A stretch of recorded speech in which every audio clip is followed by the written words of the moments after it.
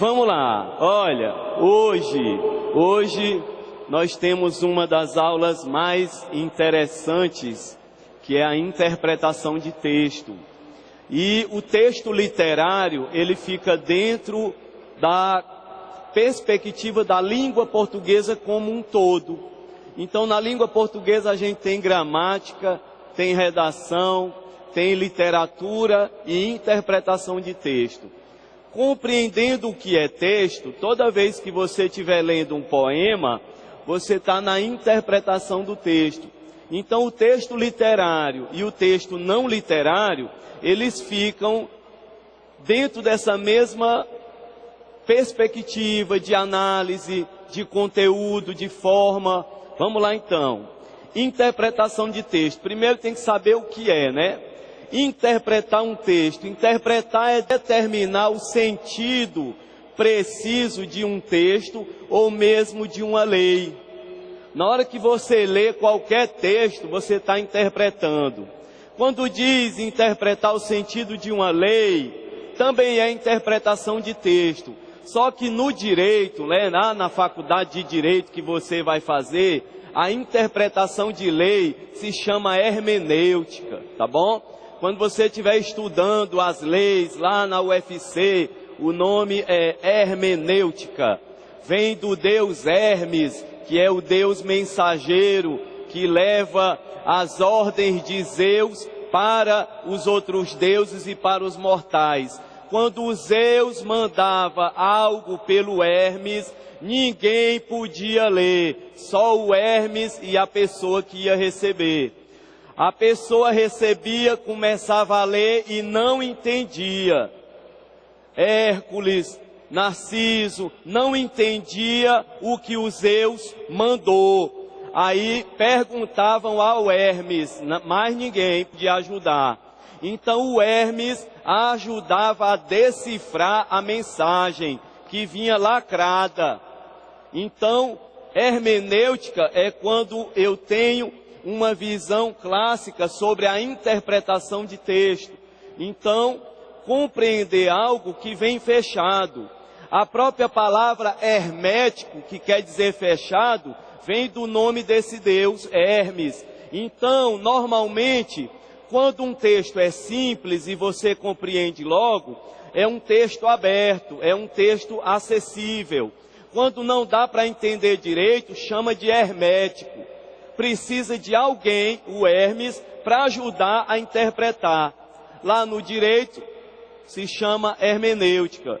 E aqui o nome é interpretação de texto mesmo, e o processo se chama inferência, que é o processo que o Enem adota imediatamente para a construção da tua prova. Então está aqui, interpretar texto é isso. Vamos lá. Explicar o sentido de um quadro, uma pintura. Entender um poema, Vinícius de Moraes, Drummond.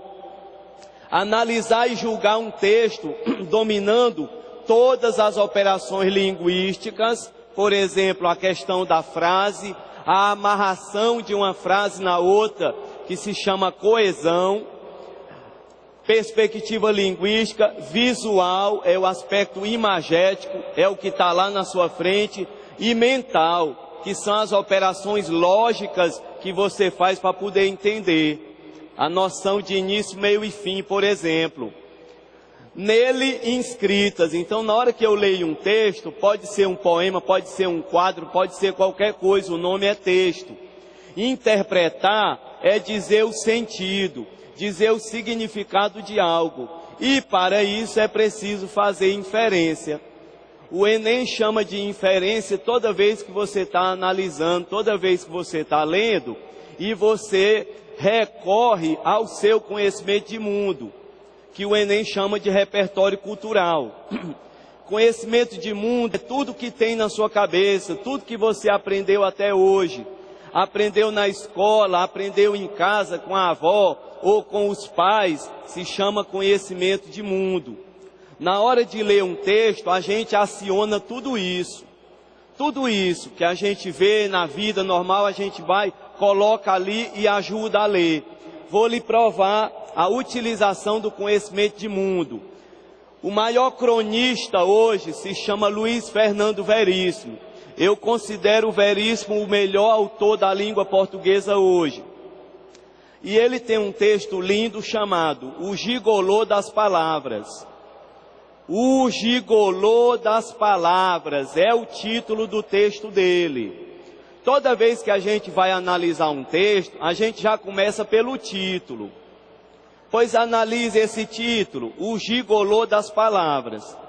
Porque a pergunta nasce exatamente dessa potencialidade de interpretação. Nesse texto, vamos criar a pergunta. Nesse texto, O Gigolô das Palavras, nós teremos a história de uma pessoa que de alguma maneira, estará ligada à língua portuguesa, às palavras. Um professor, um padre, um cartazista, vamos lá, um gigolô das palavras. E você fica sem entender o que tem ali. Porque tem uma palavra que está atrapalhando. Qual? Qual é a palavra que está atrapalhando? Um gigolô das palavras. Qual é a palavra problemática? Gigolô, isso, gigolô. Na hora que você para e diz, eu não entendi o que o professor perguntou, por causa dessa palavra, gigolô, você acabou de fazer uma inferência. E não deu certo, você tentou buscar o negócio e não conseguiu, porque uma palavra atrapalhou. Mas me diga, quem é que pode lhe ajudar nessa hora? É o seu conhecimento da faculdade? É o seu conhecimento que tem nas apostilas? Não. É o seu conhecimento de mundo, é a própria vida. Em algum lugar na sua vida, lá na sua rua, na sua casa mesmo, em determinado momento, alguém já disse essa palavra. E você tem que questioná-la, gigolô. Se você nunca ouviu a palavra, aí você vai perguntar a alguém. Pergunte à sua mãe, não, que pode ela não querer dizer. Procure aquelas velhas fofoqueiras que tem lá na sua rua, aquele pessoal que presta atenção à vida de todo mundo. Aí você chega lá para essa senhora, aí diz assim, minha senhora, o que é gigolô, hein? Aí ela vai dizer. E ela diz, não só diz, como ela ainda entrega tudo, ela diz assim, não é o filho da Fransquinha, rapaz? Daquela velha lá, não sei o quê, que é sustentado pela dona da bodega ali? Pronto, aí entregou tudo. Então, gigolô, que é o filho da Fransquinha, é uma pessoa que é sustentada por outra. Sim ou não? Sim. Então tem quantos gigolôs aqui? Não sei quantos mil. Porque se a única coisa, o padrão é esse, uma pessoa que é sustentada por outra, eu vou chamar de gigolô, então muita gente será. Aí você entende por que nas questões tem várias opções. E elas são parecidas. Então é uma pessoa que é sustentada por outra. É porque a mulher não deu detalhes. Aí você conversa mais um pouquinho com ela. Aí ela vai e te diz. Eu não vou dizer aqui por causa do horário. Beleza. Aí você descobre uma coisa. O gigolô é uma pessoa que é sustentada por outra em troca de alguns favores, normalmente favores sexuais. Pronto. Uma pessoa que recebe dinheiro por algo que ela faz, uma pessoa que recebe um presente, alguma coisa, e ela é sustentada pela outra. A palavra gigolô vem do francês. Olha o teu conhecimento de mundo aumentando. A palavra gigolô vem do francês e caracteriza a pessoa que de alguma maneira é sustentada por outra em troca de favores, normalmente de ordem sexual. Beleza. Volta para o texto. Gigolô das palavras. Agora você interpreta. O que é um gigolô das palavras? É uma pessoa que é sustentada pelas palavras que ele usa, pelas palavras que ele diz, pelas palavras que ele escreve. Agora as opções vão fazendo sentido. Professor, é possível, porque vem aqui, diz algumas palavras e tudo mais, e depois será pago. Um padre está fora. Embora exista aquele negócio da esmola, não sei o quê, mas não é, as palavras que ele diz não são por causa da esmola que será dada, o objetivo é outro. Tanto que se não houver nenhuma esmola, ele continua dizendo as palavras dele. O padre está fora, um cartazista, um serigrafista, sei lá, o cara faz palavras e tal, e é sustentado por aquelas palavras. É isso? Sustentado pelo trabalho dele, faz sentido. O cara faz o cartaz, ele faz as palavras e recebe dinheiro por isso. Essa opção está boa. Eu sei que lá na letra E, tem a palavra cronista. Cronista é o jornalista. Escreve no jornal e fala sobre coisas do cotidiano, que é o gênero crônica. Então, o Gigolô das Palavras é um texto do Luiz Fernando Veríssimo, que é o maior cronista brasileiro hoje, e ele está falando sobre o quê? Aí você vai começar a ler, mas só no título você já tem muita coisa compreendida. Uma delas, ou é a história de um cartazista, um cara que faz os desenhos e as letras dele e receberá por isso, ou então é a história de um cronista, alguém que todo dia acorda para fazer um texto, e ele tem que fazer o texto, porque no outro dia tem que sair no jornal. Aí você começa a ler, e na hora que você começa a ler, você vai descobrir que lá dentro não tem nada de cartazista, coisa nenhuma. É sobre a atividade de escrever, de fazer crônica. Observe, você tinha 5 opções, e só por ter interpretado o título bem, restaram só 2. E dessas 2, uma delas vai desaparecer, porque não vai fazer sentido algum. E você responde com mais probidade, responde com mais certeza. A interpretação de texto é uma das coisas mais poderosas para você passar no Enem. Qual a dificuldade? Conhecimento de mundo bom. Imagine você ou qualquer outra pessoa que desse de cara com esse texto, o gigolô das palavras, e não lembrasse ou não soubesse o que quer dizer gigolô, que é uma pessoa sustentada por outra em troca de favores. Vai ser o papel do cronista, de acordo com o texto dele, é só ler.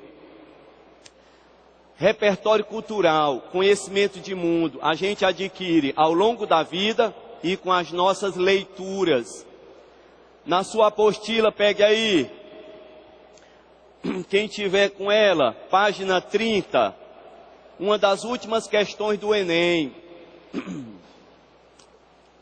Está lá a imagem, aí tem os pés, de alguém, aí tem uma plaquinha aí, eu acho que é antes é isso? Do terror. Noites do terror, né? Noites do terror, o professor é cego. Aí tem assim, ó, quem é morto sempre aparece. Do jeito que estava na prova do Enem, vamos lá.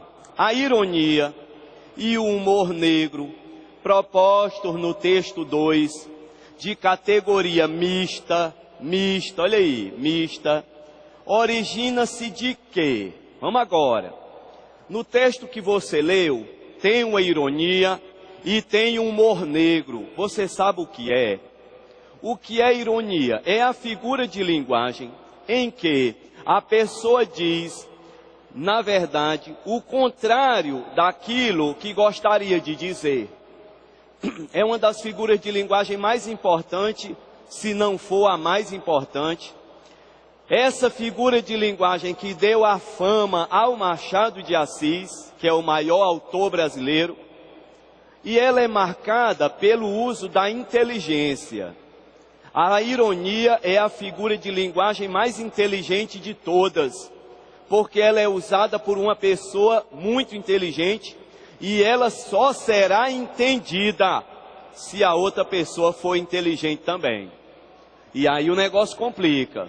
Confere? Beleza.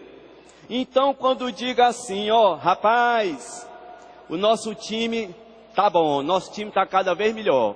O último jogo da gente, o nosso goleiro só levou 6 gols. E você ri. Por que você ri? Porque houve uma ironia. O nosso time está ficando cada vez melhor. O que é que eu queria dizer? Cada vez pior. E quando levou somente, apenas 6 gols, é muito gol, né não? Então é isso que vai causar o riso, porque eu estou dizendo o contrário. E a ironia segue dessa forma, com uma forma de dizer que é o contrário do que a pessoa gostaria. Aqui tem uma ironia. E a ironia ela é meio paradoxal. Beleza, diz assim, ó, quem é morto sempre aparece. Tem uma ironia aí. Quem é morto desaparece. Não é aparece não, é desaparece. E o que é humor negro? Humor negro é fazer o riso em cima da situação dolorosa. É a situação ruim e você mangando. Entendido o negócio? Beleza. É uma característica que nasce na Inglaterra. A expressão lá é humor. Humor, ou English humor, ou seja, um humor negro em inglês. A alegria em cima da desgraça do outro. É uma das coisas mais, sei lá, esdrúxulas que eu já ouvi de humor negro. Era sobre aquela dupla, uma dupla sertaneja. O cara dizia assim,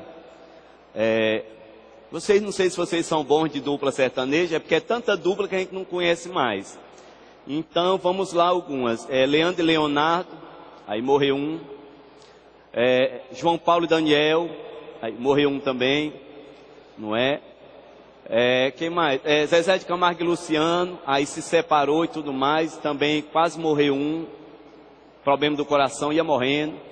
Aí o filho do Leonardo e o outro, outra dupla, aí teve um acidente de carro, Pedro, né? Pedro, ia morrendo também. Parece que esse negócio de dupla não é bom não, porque a pessoa forma uma dupla aí, parece que um é para morrer. O que é engraçado é que geralmente da dupla, o que morre é o que faz a segunda voz. Deve ser porque canta mal, aí morre. Pois então a gente começou a rir da desgraça dos outros, rapaz. Como é o nome disso? Humor negro. Quer piorar o negócio? Conhece a piada da ervilha? Que diz assim, um pontinho verde lá no canto da parede. Aí é uma ervilha rezando, pronto. Pois vamos piorar. Um pontinho branco na terra e um pontinho negro no céu. A dupla, João Paulo e Daniel. Aí você, que coisa horrível. Pronto, vamos parar. Entender o humor negro, né? Porque você tem que fazer na prática. Pode piorar, então tá bom. Na hora que você ri da desgraça alheia, na hora que você cria, por exemplo, esse tipo de subterfúgio, de crítica, principalmente em relação à morte, se chama humor negro.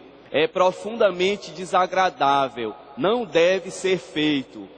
Incrivelmente é o que mais se faz no humor cearense, por exemplo, em várias situações. Parece que vivem disso, né? Então, só queria que vocês entendessem, tá bom? Vamos lá.